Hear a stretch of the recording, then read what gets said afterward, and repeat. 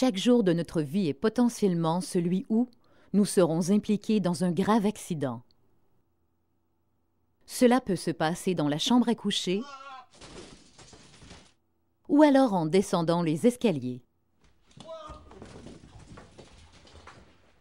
Certains parmi nous peuvent se brûler dans la cuisine.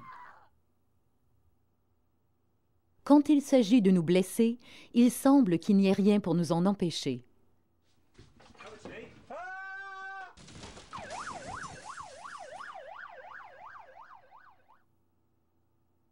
Même hors de la maison, il y a plusieurs autres façons de nous tuer, nous ou d'autres personnes sur la route. Malheureusement, plusieurs d'entre elles sont des enfants. Et combien d'entre nous l'avons échappé belle récemment?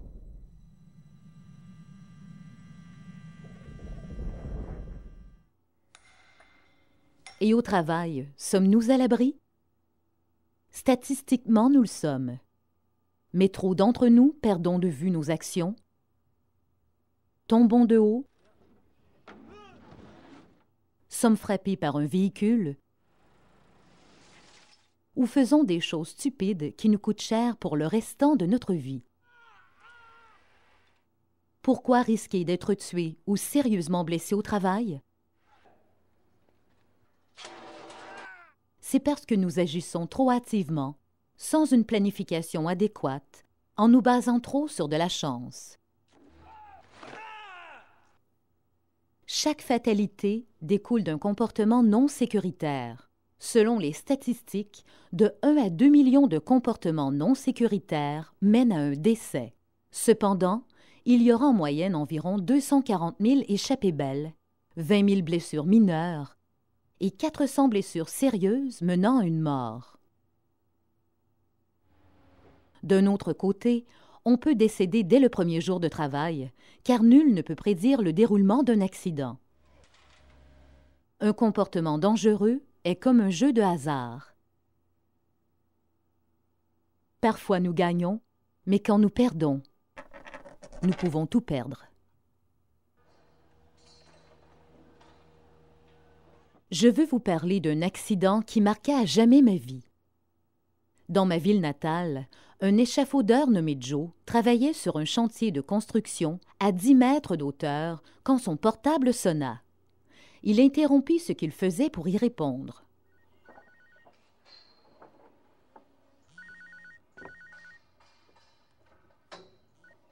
Hello, love, what's up? Ceci est en soi un acte non sécuritaire quand on travaille sur un échafaud.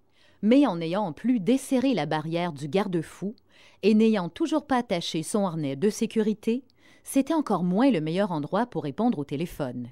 Oh, you're kidding me. Ceci fut la première erreur de Joe. Il aurait pu laisser son portable dans son casier ou prendre ses messages pendant son dîner, mais il n'en fit rien. Well, what's it going to cost? Il choisit d'ignorer une règle de sécurité qui lui avait été rappelée par son superviseur le matin même. Les cellulaires. N'utilisez jamais les cellulaires sur l'échafaud. Allez dans un endroit sécuritaire pour le faire. Au téléphone, ce n'étaient pas des bonnes nouvelles, mais ce n'était pas urgent non plus. En devenant de plus en plus agité, Joe se pencha sur la barrière qu'il avait desserrée. Get another quote.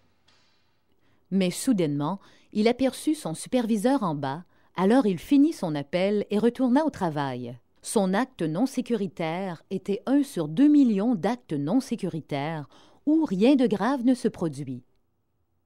Si seulement c'était vrai.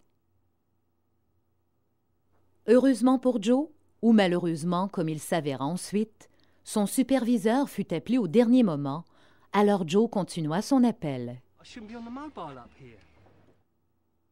Peu après, son collègue de travail Darren vint se pencher sur la barrière. Mais Joe se rappela ensuite qu'il l'avait desserrée. Darren le sermonna un peu et menaça de rapporter l'incident comme une échappée belle.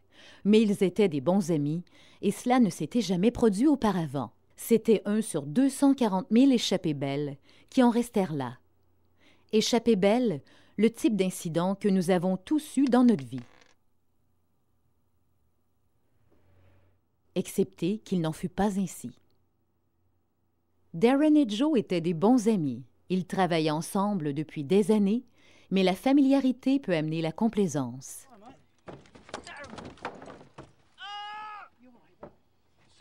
Heureusement, le réflexe de Joe empêcha Darren de tomber par-dessus le garde-fou quand la barre céda.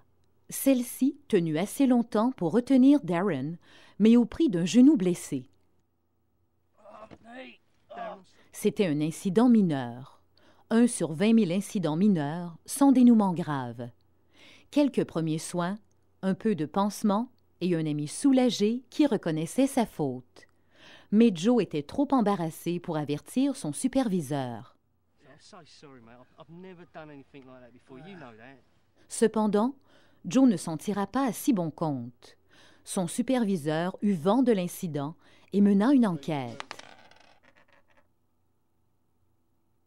Joe fut réprimandé et on lui donna un avertissement.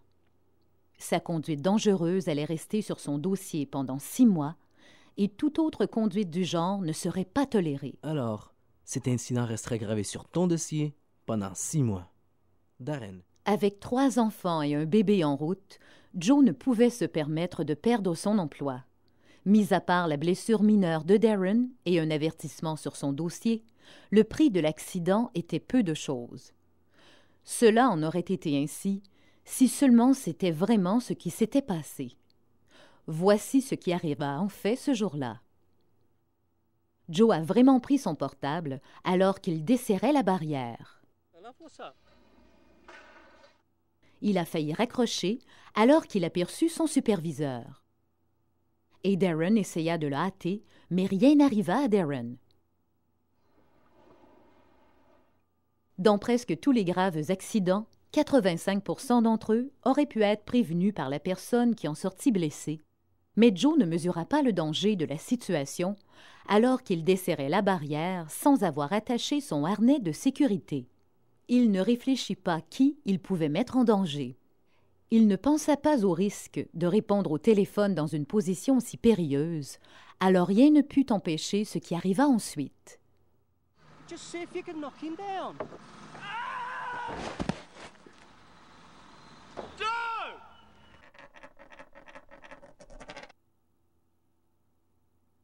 Joe eut les 2 jambes brisées. Il se fractura la hanche et eut des blessures graves à la colonne. Plusieurs mois à l'hôpital furent nécessaires pour se rétablir. Il survécut à un terrible accident, mais à quel prix? Outre les blessures qui le laissèrent handicapé à vie, il perdit son emploi, sa liberté et ne put même pas obtenir de compensation. Dans l'enquête ultérieure pour dédommagement, on découvrit que Joe avait brisé les clauses de son contrat d'emploi. Il s'était mis lui-même et les autres en péril par sa conduite dangereuse, malgré avoir reçu des instructions de sécurité qu'il avait signées le matin même de l'accident. Une mauvaise décision, celle de parler au téléphone au travail. Et il ruina la vie de sa femme et de ses enfants, qui devraient vivre du bien-être social par la suite. Ses frais hospitaliers s'élevaient à des dizaines de milliers de livres et ceux de sa mobilité ne cessaient de monter. S'il était demeuré échafaudeur le restant de sa vie, il aurait pu gagner au-delà d'1 million de livres. Et le coût pour prévenir son accident, rien du tout. L'employeur de Joe n'avait nullement à se reprocher pour l'inconduite de celui-ci. SGB se révéla être l'une des compagnies les plus sécuritaires dans l'industrie de la construction et elle formait son personnel avec les plus hauts critères. Elle avait fourni à Joe une juste évaluation des risques du métier et elle lui avait donné des ateliers qui incluaient l'interdiction de l'utilisation de portables au travail. Et malgré cela, elle fut contrainte de payer un dédommagement record. Et vous savez pourquoi? L'incident de Joe se déroula comme je l'ai précédemment décrit. Il avait desserré la barrière et interrompu ce qu'il faisait pour répondre au téléphone. Darren essaya de le hâter. Il devint agité et oublia qu'il avait desserré le garde-fou. Quand il tomba de l'échafaud, je l'ai entendu crier. J'ai regardé en haut et ce fut la dernière chose que je n'ai jamais vue.